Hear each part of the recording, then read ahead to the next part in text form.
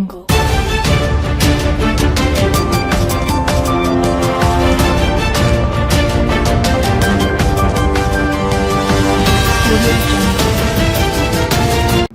आज तक 24x7 news में आपका स्वागत है और मैं हूं आपके साथ निकिता श्रीवास्तव। आइए रुक करते हैं तमाम बड़ी खबरों का।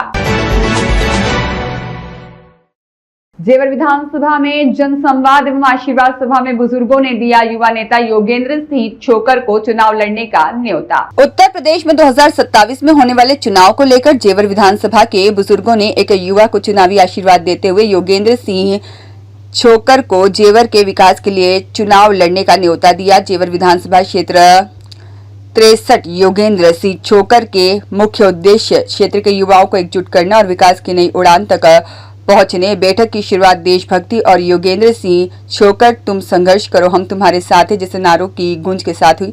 और अन्य वक्ताओं ने भी बताया कि हमारे बीच एक ऐसी शख्सियत मौजूद है जिसने राजनीति को सेवा का माध्यम माना है और युवाओं को आगे तक ले जाने की ताकत रखता है। हमारे अपने युवाओं की धड़कन योगेंद्र सिंह छोकर ने कहा कि मेरे युवा साथियों, जेवर के भविष्य आज आपकी आंखों में जो चमक और हाथों में जो जोश दिख रहा है, यही जेवर की असली ताकत है। हम केवल चुनाव लड़ने नहीं आए हैं, हम जेवर की तस्वीर और युवाओं की तकदीर बदलने आए हैं। रोजगार के अवसर हमारे क्षेत्र में इंटरनेशनल एयरपोर्ट और फिल्म सिटी आ रही है, लेकिन सवाल यह है कि जेवर के युवाओं को वहां सम्मानजनक आज तक रोजगार नहीं मिलेगा।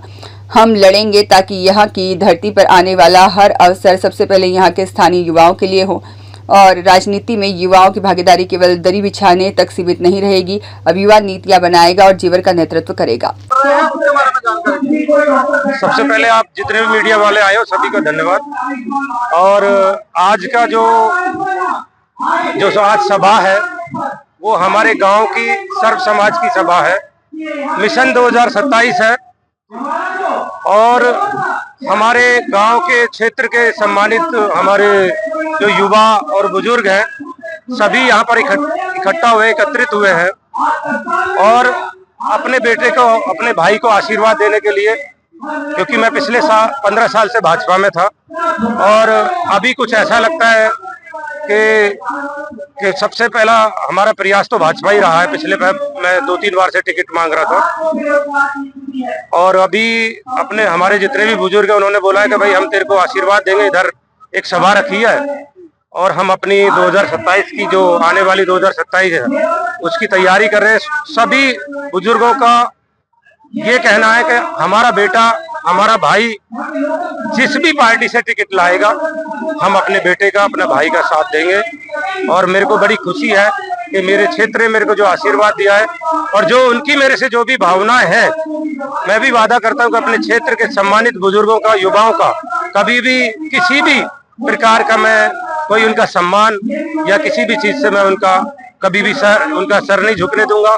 और जो भी मेरे लायक जो भी काम होगा आने वाले टाइम में मैं भी अपने पूरे तन मन धन से अपने क्षेत्र के साथ उपस्थित रहूंगा। योगेंद्र भाई, आपको अभी किसी पार्टी में टिकट की तो कोई बात की नहीं है, मगर किन मुद्दों को लेकर आप जनता के बीच जाने वाले हैं? देखो, सबसे पहला मुद्दा है हमारे युवाओं का रोजगार का।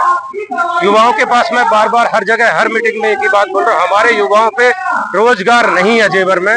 भले ही हमारे क्षेत्र में बहुत डेवलपमेंट हुआ है, मैं मान सकता हूँ, एयरपोर्ट है, बहुत सारे ऐसे एक्सप्रेस हाईवे है और भी बहुत कुछ है, लेकिन ये सारे प्रोजेक्ट अगर देखा जाए तो ये मायावती जी के दौरान के प्रोजेक्ट है सब।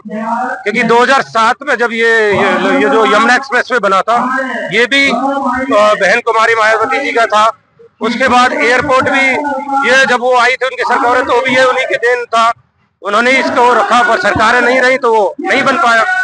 उसके बाद ऐसे बहुत सारे प्रोजेक्ट हैं जो जेवर क्षेत्र गौतम बुद्ध नगर में ऐसे थे जो पहले से, लेकिन अभी डबल इंजन की सरकार बनी है तो सब साकार हो गया। तो यही है सबसे पहला मुद्दा तो हमारा है युवाओं के रोजगार को लेकर के। उसके बाद हमारी जो शिक्षा है, उसके बाद जो हमारी चिकित्सा है, 3 तो सबसे पहले है मुद्दे। बाकी जब एयरपोर्ट बन गया तो रोड भी बनी जाएंगे, अब इसमें तो कोई दोहराया है नहीं।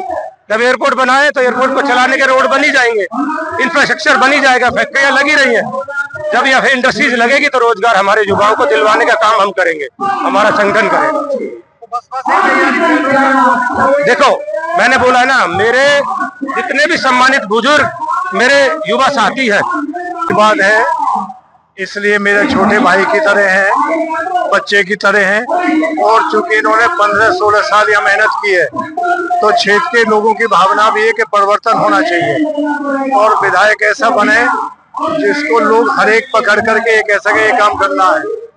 नंबर 1, नंबर 2, विधायक ऐसा बने जो रोजगार पे ध्यान दे, अपने रोजगार पे नहीं, नौजवानों के रोजगार पे, गरीब के रोजगार पे। अब जैसे एयरपोर्ट बना, 5-5 लाख लोगों ने छोड़ दिए लेकिन नौकरी तो नहीं मिली उनको।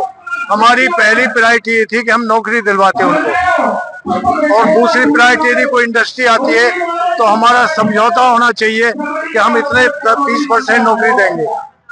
मेरे यहाँ सिकंदराबाद में इंडस्ट्री आती थी, मैं सबसे पहले कहता था लोकल को कितना रोजगार दोगे, 25%। में ठीक है कि नहीं? तो वो चीज योगेंद्र भाई कर सकते हैं। और दूसरा ये है छोकर कम्युनिटी जो यहाँ सबसे ज्यादा है, छतरपाल सिंह जी के बाद आज हमारे बीच में नहीं है, स्वर्गीय छतरपाल सिंह जी के बाद कोई छोकर एमएलए बनाने के लिए लोग प्रयास है, ये मैं महसूस करता हूँ। मेरा पूरा सहयोग। हमारे चैनल के माध्यम से ताकि देश के जो युवा है, वोटर है, उनको क्या कुछ संदेश देना चाहेंगे? मैं ये निवेदन करना चाहता हूँ ऐसा प्रतिनिधि चुने, चाहे एमपी हो चाहे एमएलए हो, जो जनता की सेवा कर सके और जनता को 24 घंटे उपलब्ध रह सके और जनता उसका हाथ पकड़ के ये कह सके ये काम करना।